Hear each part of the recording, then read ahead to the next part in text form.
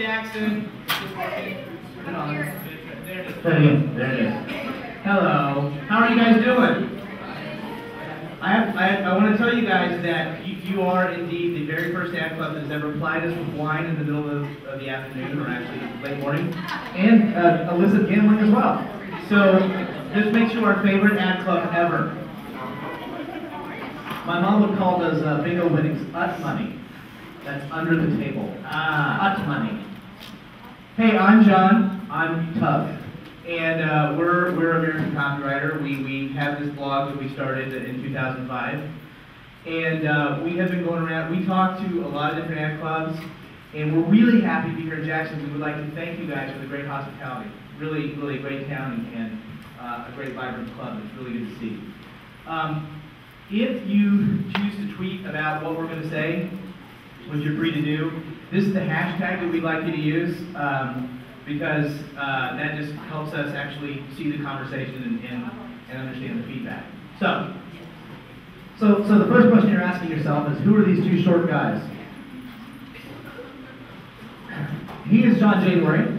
He's the Senior Vice President and Executive Creative Director, Muckety Muck, at Sullivan, Higgin & Sink in Kansas City, Missouri. You can learn all about the agency at wehatesheep.com. If you want to see an example of a kick-ass agency brand, go there and you'll see. They have several offices. The agency started in Wichita, Kansas. Still got the DC. Is that correct? Still in DC. That's right. So John is a fantastic person and a lovely dresser, and he works on Board and Cheese, Cargill, Pizza Hut, American Century Investments, among other things. And this is my good friend Doug McTighe. He is Vice President and Executive Creator at Callahan Creek in Lawrence, Kansas, which, for those of you who don't spend all that much time in the Midwest, is a mere stone's throw from Kansas City.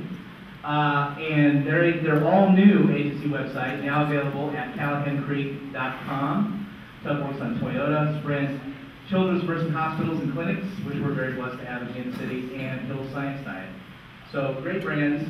That's the last thing we're going to say about us, because this presentation isn't about us. But we like to say that this presentation actually kind of comes from our experience. Ted and I both grew up. We worked together for 11 years. Yeah. At two different agencies. And now he works at Callahan and I still work at SHS. But the things that we're going to talk about, I think you're going to be able to relate to, because all of our experiences in mid-sized agencies. And Kansas City is a great ad market, a good ad town. We have national agencies and national accounts, but in general, it's not much different than Jackson. So the insights that I think we're going to talk about today, I think are pretty easy to apply to your own shops.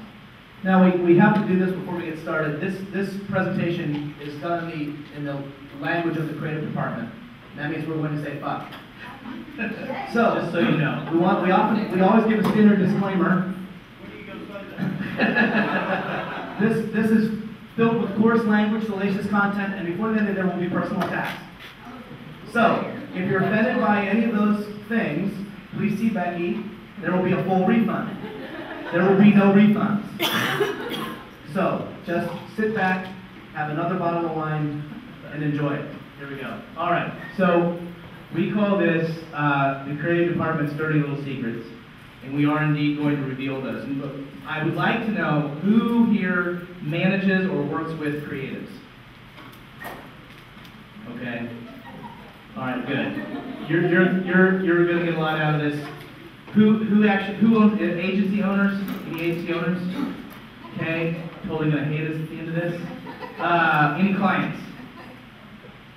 Okay. The lone wolf. Very good. This is good. And then who would have creative on their business card or on their business card? Okay, very good.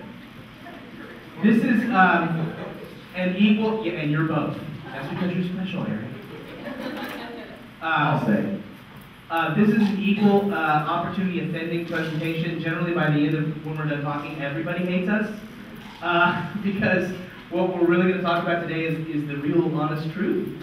And that can hurt sometimes, but we're going to just lay it bare. If you work with or manage creatives, we're going to teach you how to become creative whisperers.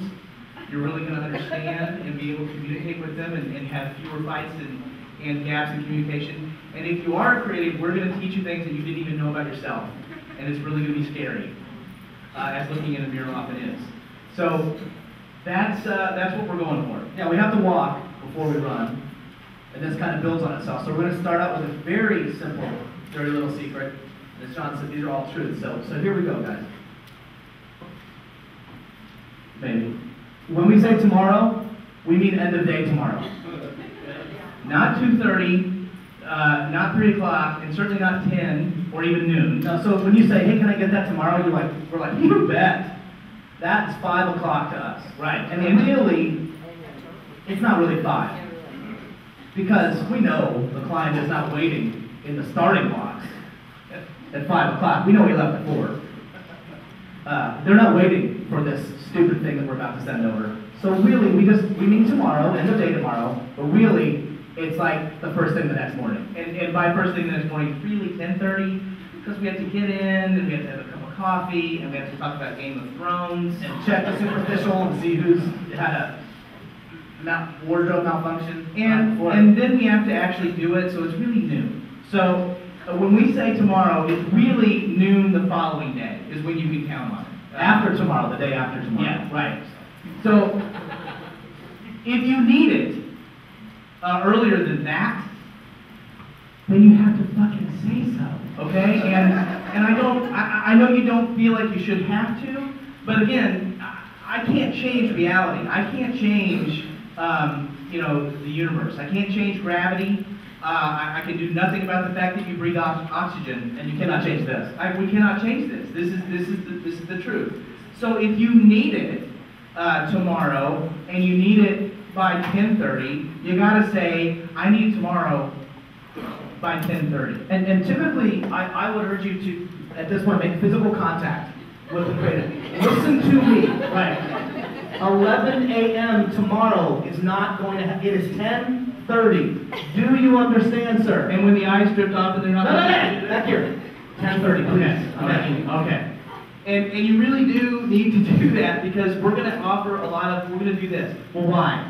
Why do you need it by then? I don't know, who's going to see it? What are you going to, who are you going to show it to? Where's it need to be? What time's the meeting? When is it running? Can you make an extension? Right. And part of that, I'm going to say, if you're not a creative, that's kind of your fault, because we know you've been lying to us about deadlines for a long time. Okay? So we're up there all night. We know you're sliding it, right? And there are those times when you're like saying, got to, had to, must to, gotta get over there, had to be there, we couldn't wait another minute. Right? I couldn't wait another minute. We worked all till midnight to get this thing done. We sent it over like 9 in the morning. It had to be there, had to, couldn't wait, had to be there, had to go, was going to run on the paper, had to be there, could not wait another minute. We got a call from the publication 2.5 weeks later, and she said, and I quote, I just opened up that document, and the file's corrupt. All right, so we know that these deadlines are fake, so if you really need it, you need to be really specific about the time. And then you need to make sure that the creative knows that you're not lying, because you've been lying a lot. So you need to say, I'm not lying. This time I'm not lying. I'm not lying this time. I swear to God, I need it at 10:30. And then, creatives at that point, if somebody has done that, you need to deliver at that point. You need to try. I can pretty much guarantee it's still a good idea to budge by half an hour. Okay? Even with all these things we're saying, budge by half an hour at the very least. So that is secret number one. Secret number one. And you might say that's not right, that's not fair. Again, it just is. All right. So secret number 2. This is that gem. Everything takes 2 weeks. A coupon going into the newspaper, 2 weeks. A print ad in the newspaper, 2 weeks. A 6-spot national television campaign, 2 weeks. Now listen, we're talking about concepting time. Right. This is not production. No. We're talking about concepting. I need to kick it off on Monday, and then 2 Mondays we're going to talk about it for the first time. Okay? Very important. This is very important. Now, critical to know, if you have less time than that, you're going to have grumpy creatives. okay, who are getting all squidgy and whiny and dragging their feet and stomping and they're going to give you dirty looks. So less than 2 weeks makes them uncomfortable. More than 2 weeks is a waste of time, right? If you give somebody 4 weeks, I can guarantee you the project's actually going to be late. Okay, so don't give creative 4 weeks to do anything, because 4 weeks is like 95 years. In creative, like dog years, it's like a million years. Yeah, it's like 4 weeks. Ow, I'm not due till June. No worries. No, that's forever, and it's play some foosball now. Yes, right. So 2 weeks is the optimal time, and we realize that that is not always possible. I totally get that. I totally get that. But the reason that 2 weeks is important, and we're going to get into the reasons why later, the very deep, dark reasons why later. Time is so incredibly important to a creative, you can't believe it. The entire world and universe is based on time for a creative. And so this 2 weeks thing is the optimal zone. It's enough time, but it's not too much time. We'll get into the reasons why. If it has to be shorter, you've got to acknowledge that. I realize that this is not ideal. Start there. I'm just saying, I know you don't want to. I'm saying this is for you. It'll be helpful, all right? I know this is not ideal. We need that by noon tomorrow. I know, believe me, I know. Just you can acknowledge it, but you have to acknowledge it. Don't say we need it by noon tomorrow. It's not, you're just going to get a lot of foot stomping at that point. So just acknowledge and say, I know it's not ideal. Can you please? We need it by noon tomorrow. And then we'll rearrange some things and we'll buy you lunch or whatever. Okay? We'll bring lunch in almost always works. 2 weeks, optimal concepting time. Very important. All right. Number 3. What looks like carefree screwing off isn't. Now, John just talked about why time is so important to creatives. Time is also important to a cow. And here's why. You're driving along the highway and you see a big field of cows just looking stupid. I'm convinced they would be extinct if you didn't eat them for food. They're just looking stupid, chewing on their cud, looking at you. And you go, look at that stupid-ass cow. He's just standing there, eating grass. Wrong! That cow's turning that grass into milk. You just can't see it. So just because you don't see something, can't see something, doesn't mean it is not true. It's actually really critical that creatives screw off. And because what actually happens is the brain needs to relax. The brain actually, this is not conjecture. This is science. It's science. Okay, this is neuroscience. All right. In order to make exotic connections within the brain has to be relaxed. And so the brain relaxes, being completely focused on a problem is not, and you all know this, right? You all know how you go to bed thinking about a problem, and you wake up the next morning, and it's not that you have the answer, but then you sit down to try to find the answer, and all of a sudden the words are kind of coming a little more easily than you might have expected. And you're like, hey, that is the answer. That is what's going to work. Because that's how the brain actually works. The brain very seldom solves a problem, particularly in a very unique and creative way, without being completely relaxed. It needs all the barriers to be out, all the walls to be down, for this thing that's actually stored over here to jump and land over here, where it can answer a problem. And this is akin to that. Some of you are far too young to remember this, but this is akin to that sweet run that those Magic Eye posters had in like '93. Remember those stupid digital stereogram things where you kind of had to unfocus your eyeballs? And then, hey, a poorly rendered Statue of Liberty. And you got a headache from it and everything, but then you couldn't unsee it, right? You can't unring the bell. This is that eureka moment. This is when you don't have anything, it's suddenly you have something. Now, as John said, it's not just jump, although we're right, we're right. Yes. At least 100 points of IQ between us. It's not us. This is science. This is an article that was in Yahoo News a few years ago. Surprise daydreaming really works the brain. It was yet another study, guys. There were thousands of studies that watch people who are in problem-solving tasks. Their brain literally goes quiet the millisecond before the solution is achieved. And if you don't believe this newfangled online media outlet, perhaps you'll believe the New Yorker, even though we are in the South. The Annals of Science, the Eureka Hunt. This was a New Yorker. This is science. This is the brain has to stop working before it can actually solve the problem. Foosball, Facebook, Game of Thrones. But we're very upset with Game of Thrones right now. I have to tell you. All of these things are actually happening because we need them to happen to actually work. The execution that you see come later when the copywriter right, or the art director's mousing, right, or for God's sakes, drawing. I thought you were drawing. Right. Haven't seen that. That's all execution. That's not work. That's after the heavy lifting has been done. And so you have to remember that screwing off time really is important. And here's the other thing. Once you've briefed us, once we've read the brief, in this case, let's say we read it, once that's in there, into the mind, or we've talked about it, see, it never goes away. It's in there, and it's getting turned into percolating, right? So, showers, walking the dog, playing with the kids, watching Game of Thrones, sorry, it's just on my mind right now. All of that stuff, all of that time, your creatives are actually working on a problem, even when they're not at work. And by the way, Mr. Client, you're not getting billed for that time. We're throwing that in for free, baby. That's a value added. That's value. It's absolute value. So that's the thing that you got to keep in mind is that screwing off, and so we're telling you this because we don't want you to be too angsty about it. Why is it looking at Facebook?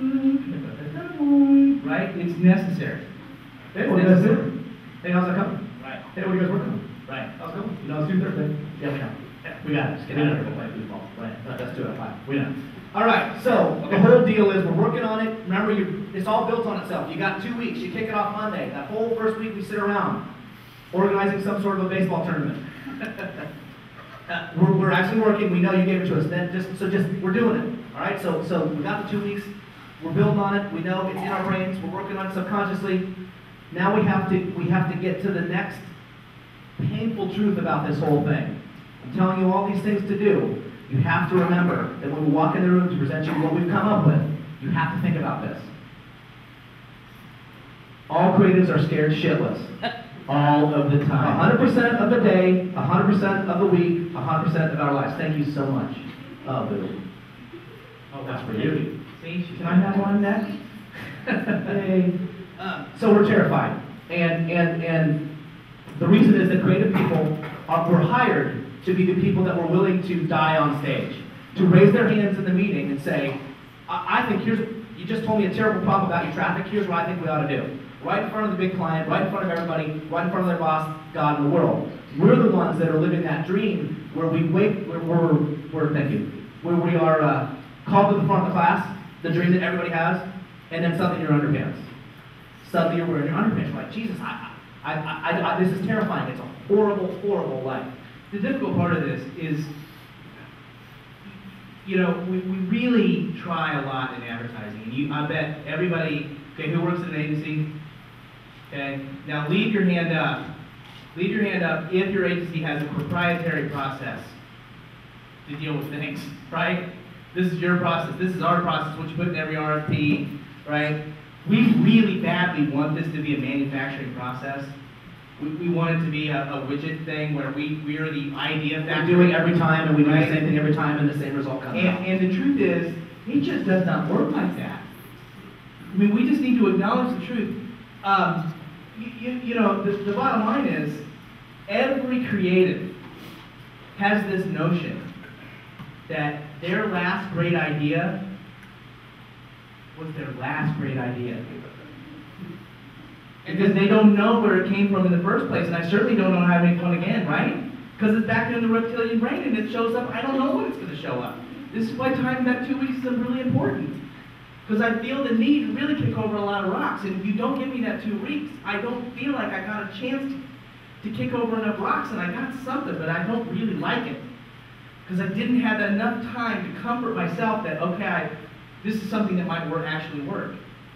Because I actually don't know how to do this. right? Every young creative that's in the business for the very first years of their professional life is always like, they're gonna find out I'm a hack, they're gonna find out I'm a fraud, that I don't really know what I'm doing, right?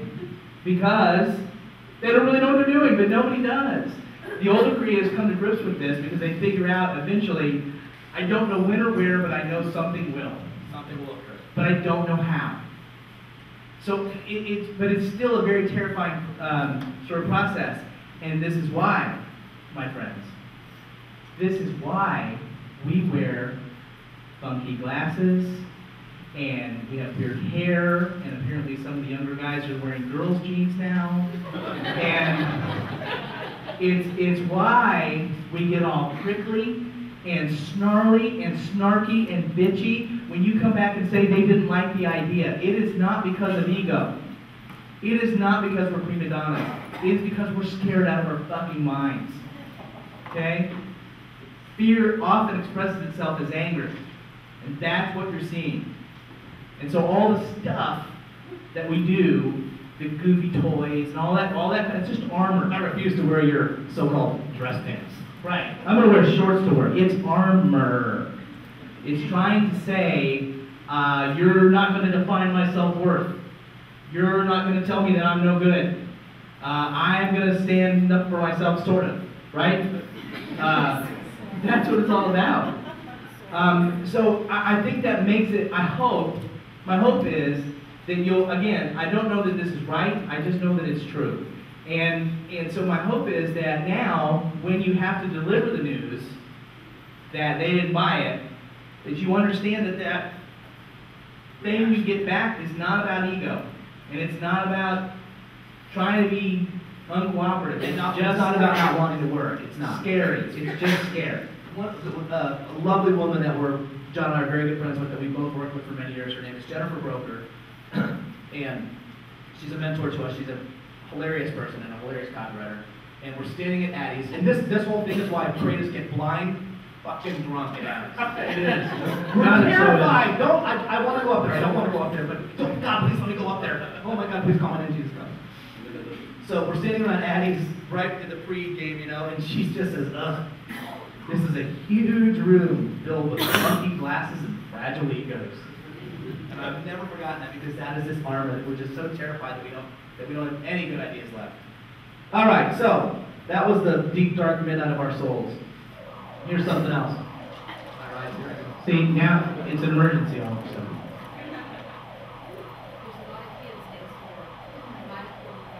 This will be the 15th one, right? Right. All right, number 5, we really don't want to fight about the work. We will fight about it, but we really don't want to. You have to think about this. When you were hired as a creative person, it is your job to care about the words and to care about the pictures. That is your job. That's not how you were paid. It's not your job to write briefs and to uncover strategies and care what the agency president thinks.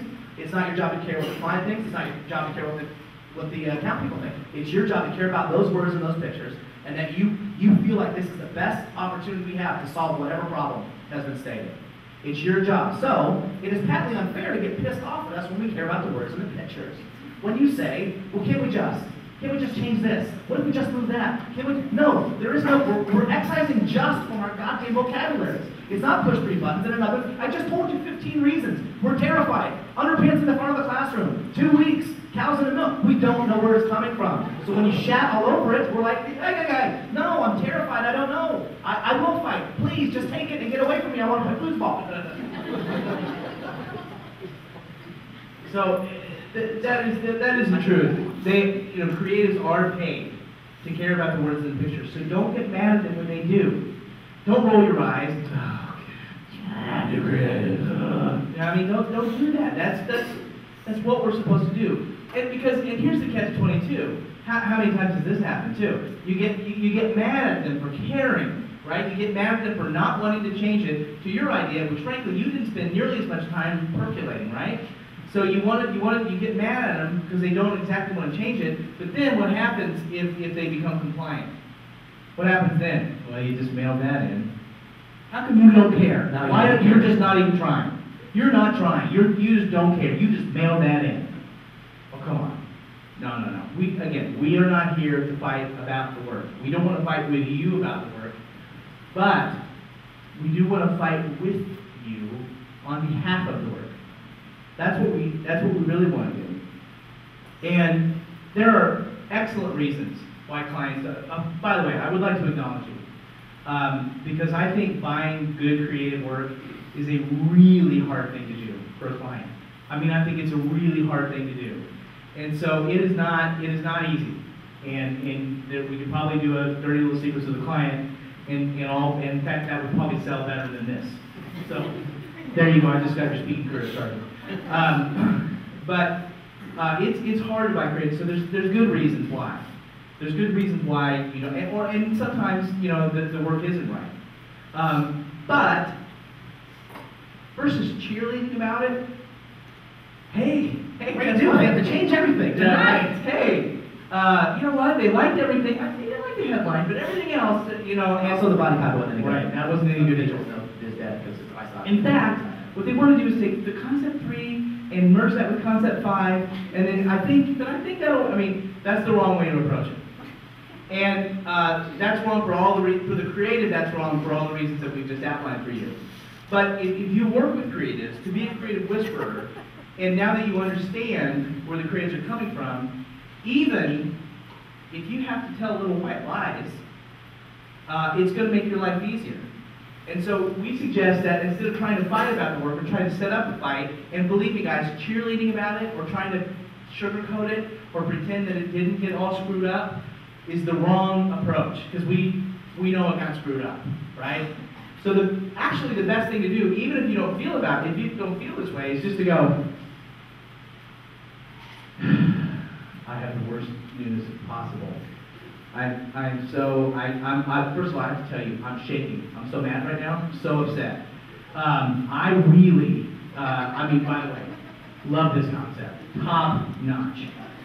And I stood there and I fought for Ken. It's okay to lie.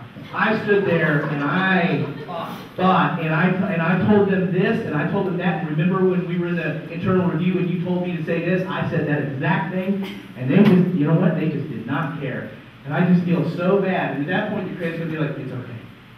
Thank you for fighting. Saying, I've got it. You know what can I do to help you? See, we're very helpful. We want to help. We're like dogs. We're like golden retrievers. And if you give us that little treat, we want to please you. And the tail will begin to wag. And we're like, no, don't be upset. It's okay. I'm sorry. I understand. I get it. No, I get it. Listen, this is not my first rodeo. I know. I got it. Here are these other things. I came up with these other things. Or, hey, what if we did this? Anyway, we don't want to fight. So put yourself on our side. That's just going to make your life easier. And it's going to make the creative really like you a lot. So, again, and then you might learn you like it over there. Yeah, you might. It's a nice place to be. Team, collaboration, fun. Football tournament later. Okay, that's called a running joke. So, all this is said, but now we're still going to get despondent. Our self-worth still has been exposed. And they're called brain children, right? It's my brainchild. And you're still going to get frustrated with it. When you hit the baby brainchild in the head with a shovel and cut its leg or head off, you cannot trot out the tried and true, all you creatives care about is winning awards. Even when you're frustrated, don't do that. Because the truth of the matter is this. You care about winning awards more than we do. Now we're going to let that sink in for just a minute. You can try to fight it, but I'm going to explain to you why it's true. You ready? Okay, here's the thing. No human being, least of all anyone who's got a creative title, is born with an innate need for lucite in their life. No one needs a poorly framed plaque in their life. No one needs it. No one's born with this. Okay? It's nice to walk up on stage, but really everybody drinks so much at the Abbeys that come Monday, nobody really remembers who walked across stage that much, right? So it's kind of not so much about that either. Here's the thing, and this is the part that's difficult, the part we don't want to talk about, and agency owners in particular don't like this when we say this. It's true. here's the thing about awards. In general, the creatives who win the most awards make the most money. Or they have the opportunity to go make the most money, or they get the opportunity to go work on the good account instead of the crappy one that they've been slugging it out on, or they get a chance to go to the cool agency across town, or they get a call from a market that's really cool, right? I'm going to go work in Boulder, Colorado. See if I can't check that out. I'm going to ride bikes, eat granola. Tired of catfish.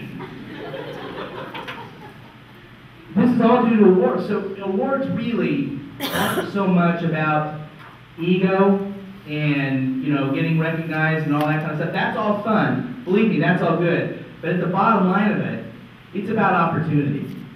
And you know how this works.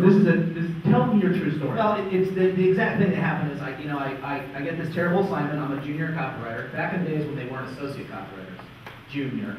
I was a junior copywriter, and it's 4 o'clock on Friday, and somebody comes over and says, "Oh God, we got to do this gymnastics. The client's daughter has a gymnastics tournament. We got a full page ad in the thing, and this and that. You got it. Can you spend some out by Monday?" I'm like, "Yeah, okay. I'm a junior guy, whatever." So I work on the weekend and come up with a couple headlines that they're kind of funny, and I come in and hand them over to the guy's name is Dog. His Dave Willem. Dog is his name. I hand it to Dog and he goes, "Hey man, this ain't too bad. Let me work up some layouts." So we work up some layouts. The client doesn't care. The creative director doesn't care. The account people don't care. We're just trying to accomplish something with it. Just do it. Just get it over with. They said to do it, so we did it. We did the ad. Everybody kind of liked it. Came any time. We brought it up. And they said, "Hey, let's enter that." Sure enough, it wins a gold ad. So they call my name. I walk up there. It's my first award. It's really exciting. It's you get up there and in Kansas City, you walk up there and they give you your cue, your whole thing. They take your picture, and the creative director from another agency says to me, "Hey, call me Monday." Right? He didn't know who I was, but I won an award, so that meant something to him. Right? Then I went to the after party, and I carried the thing with me at the thing, and then everybody's coming up, and the hot chick from PR is looking, "Hey, you want to go on that? You want to ride to the after party?" That's not. I'm like, "Yeah, hey, talk more, blah, blah, blah." And you want me to stop doing that? That's awesome. Then Monday, it's on my desk. They say, "Hey, don't worry, we're ordering you a duplicate for you, sir. Hey, by the way, there's a new client coming in at 2 o'clock. I want you to come sit on with me. This is how you get to be in front of you in Jackson. Oh, look at this shit, ton of awards. You get paid more, you get a better job, you get a better thing, you get a better deal, you do this, you get, that's how you do it." And we, again, John, we did not, and again, I didn't even know what Loose Light was until 1993. Right. And the other creatives are not writing these checks. This is not that's not who's writing the checks, right? And I don't know the last time I really heard a client say, "You know what? Do you have the non-award-winning creatives to put on the account? I really real mediocre people about that, folks, that you can do." Because we're just looking for just basic stuff, right? So that doesn't really happen. It's about opportunity, and whether you are getting promoted within your own agency, whether you're getting to put the fact that I got published in CA, or I got into one show, you get to put that on your resume and then send it to Boulder, Colorado, right? That's how creatives get paid. So it is not about ego, it is about mortgages and college educations and trips to Napa Valley, right? That's what it's about. Embraces, thank you. Right.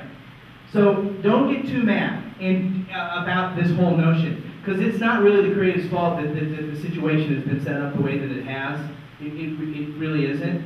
And do I wish it were different? Do I wish there were a better way to adjudicate how creatives are coming along? I do. But again, right now I don't have a solve for you on gravity, and I don't have a solve for you on this. It is the industry. It is the industry standard, and so you just kind of have to take it as it is. And again, it's very uncomfortable to talk about. Everywhere we go, it feels like, well, that's true. That one guy doesn't win awards, and I know he makes too much money, right? But it is about opportunity, and that's what happens. So you got to realize, you got to recognize it's coming from the industry, not just creatives. All right, we're coming up. We're getting close, gang. Thanks for sticking with us. John and I hate this one, but we keep it in. Number 7, we are occasionally wrong. And I use the term occasionally. No, seriously, we sometimes we miss the point of the brief. Sometimes we don't understand the strategy. Sometimes we think that your segmentation and insight is stupid. And even though we had ample opportunity in many meetings to change or help you with that brief, we don't do anything with it because we're too lazy and it seems like a lot of work. And sometimes we just flat screw it up. Please, again, knowing that we're terrified, knowing that we don't know, we barely have this idea, we know where the next one's coming from. Don't disasterize it. Don't beat us like the golden retrievers that we are. Come back, talk to us, help get on our side, teach it, tell us what went wrong, tell us why it was wrong, tell us where we missed it. Let's get the whole team together and sort it all out. Because it does happen that if you're going to reach for the brass ring, right, you may fall off the horse. That's the thing. So if you start discouraging risk, if you don't let risk out of the shop, if you don't give someone an opportunity to be kind of wrong, really wrong, Or an abject failure. with your big client, you're actually probably helping that client eventually leave. Because eventually that client looks around and goes, that over there seems like that's really interesting and exciting, and they're doing some new and interesting stuff, and you guys are just showing me the same old thing that we've been doing for the last 5 years. Why is that? Now, there's a lot of reasons for that, right? But if you don't create a culture where failure is okay, and if you don't cultivate relationships with your client where you can say, look, we know this is risky, but we don't have an unlimited war chest. We have to make sure that whatever we do, somebody's actually going to look at. And if it just blends in and disappears and feels like what everybody else is doing, that's easy and comfortable, but is it really going to do anything for us? Or is it just going to get us through till the next fiscal year? Right? White and Kennedy, their motto is fail harder. It's just get all the failure out of the way. That's when the success comes. I get several thousand different quotes emailed to me every day, and I just saw Michael Jordan one the other day and said, I was only able to do what I was able to do because I failed so many times before that. So failure's okay. Home run hitters strike out. You want home run hitters on the staff, but they're going to strike out someday. Just encourage them to get back in the batter's box. This is a massive amount of mixed metaphor going on. Yeah. So we're just going to keep it going. Yeah. But I mean, in all honesty, I've worked in a place where it was not cool if something failed. It was not cool at all. And nobody likes it. I'm not saying love failure. I'm not saying be glad it happened. I think what we should say is don't be so scared to take risks, creative risks. Because if you get that out there, even if it doesn't work, even if at least you know that didn't work, and you can go down a different path. We just don't have time and money to blend in. Just don't have time and money to waste our time doing the same old thing all the time. So you have to get comfortable with trying something new and seeing it not work and going, well, that didn't work, but maybe this will. Okay? Yeah, and count, folks, quickly I'll urge you, when you don't have it, you can go back to the client and say, you know what, we met, we do not have it. We're not going to take it tomorrow. We're going to need till Friday. We have to come back to you on Friday. You just have to do it. And you can. And I know it's uncomfortable. And you want to please them because you're kind of a golden retriever too. You want to please them. They would rather have it right tomorrow than wrong today. I promise you, they would rather have it right tomorrow than wrong today. So stop the crazy train. Disembark the journey to Crazy Town and figure out the work together. All right, I think this is it. That's it. Number 8? Yep. Here we go. Secret 8 is you're creative too. It doesn't matter what's on your title, doesn't matter what's on your card, doesn't matter what you do for a living. You're in the problem-solving business. You look at you used to look at a blank piece of paper, now you look at a blank computer screen and you try to fill it up with solutions to strategic concerns, business concerns. You sometimes write business plans for your clients. You're trying to come up with an insight, you're talking to a consumer, you're trying to learn something. You're solving creative problems. And all of this stuff that we're talking about is true about that as well. You need time. You need to turn over a lot of rocks. You need to let your brain quiet. So you can solve these problems and then hand this beautifully rendered creative brief to the people that are going to execute the work. The truth is, if you were in advertising and marketing, everybody who isn't considers you a creative person. I am Tug's second best friend, just to be clear about things. Tug's best friend, Todd Riley, trades natural gas on the exchange. That's what he does. It's very complicated. Don't know really why. He's done it for like 20 years, and we're like, huh? Okay, that's what he does. He knows and he's known Tug for how long? We were 11, Okay. 10 years old in that. All right. I'm coming up on knowing Todd for 15 years. And he still thinks, even though both of us are writers, It's called American copyright. let's call American copywriter, he still thinks we're art writers. He is consistently calling one or both of us to say, hey, can you do a new logo for my fantasy football team? And I'm like, what? No, dude. I only do pork a little, and that's a long time ago. Right? That's because everybody else that's not us thinks that this is the creative industry, and it is. So enjoy it. Let yourself be creative. Everybody's creative in their own way. Just let it breathe. Let it grow. You ended up in this business because you're creative. And so just because you don't have creative on your title, because that's not what you do every day, you do like to solve problems. That's why you ended up here. This is what you do.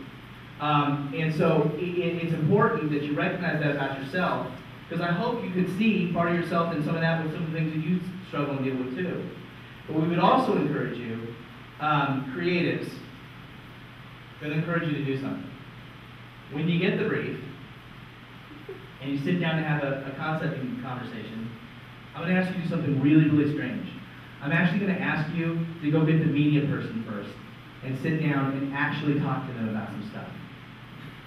Say, okay, what could we do? I know what you think we're going to do, but what could we do? And I'm not talking about the age-old, oh, the creatives design spreads and we only bought for, full pages. That's not what I'm talking about. I'm talking about what's possible. What's weird that I don't know about? What's weird that some rep came in and said they could do that you didn't know that was possible until last week, and now you're going to tell me what's possible? What could we do? Is there some weird way? How much do you think it would cost if we hired some actors and a camel, and instead of going over here, what sort of city permits are we here? Can somebody get the producer over here? Can somebody get production over here? Do we need city permits to have a camel? Some sort of a parade? Yeah. Can we do that? I think we're going to need a permit. So I guess what we're saying is, the world has changed. It is no longer print, TV, and radio. It's a lot of stuff. And it takes a lot of different ways to kind of talk about it. And it's okay, and in fact, it's really, really good if as a group of creative people, we kind of sit down and go, well, what's possible? What could we do? What might be? You know what? I was out to dinner with a client, and he mentioned that he had seen this. And he thought that was pretty cool. We've never tried anything like that. He might be open to buying that. And that's way different than anything we've ever done before. Now, all this might sound really normal for you guys, because as John discussed, you guys, we classify you as a small to mid-sized agency market. Where you got 40 or 50 people at the agency, or 30 or 20, you all talk to each other. You're all integrated because you have to be. But I promise you, in the era of the multi-mass WPP and interpublic owned conglomerates, they are siloed. They are, creatives have their turf, and account people have their turf, and media people have their turf. This idea of integration, which we have always done, and John and I grew up in agencies and still work at agencies that are in the under 100 to 120 people, 70 people. I think we have 70 now. We have to do it this way because there's no other way to get this shit done. But this integration is a new buzzword coming on, and about every 5 years it's a new buzzword again. So just continue to do it, but talk about, make an effort to do it. Yeah, it's easy to talk about, and it's really easy to sell to clients over who we think integrate. But I'm actually asking you to try it. And creative, it doesn't mean that you still don't own the words or you don't own the art. It just means that you're actually opening yourself up to listen to what other people have to say and go, you know what, I don't like that, but that makes me think of this. Right? It might speed up that process that's happening in the back of your brains if you don't isolate yourself. Well, and you're going to go a lot. It's going to be a lot easier to sell it internally because you guys all work on it together. Right. You have it. You're done. You say we're taking it over there tomorrow. Right. United Front. We're going to make it happen. Yeah, that's right. So I would say that's it. That's it. Now, there's one last important piece of business. These are our secrets. I cannot tell anybody we told you this. We risk losing our creative union cards. And it costs a lot of money to get them back. It does. I'm John. I'm Tug. Thank you, Jackson, for having us. We've had a really good time.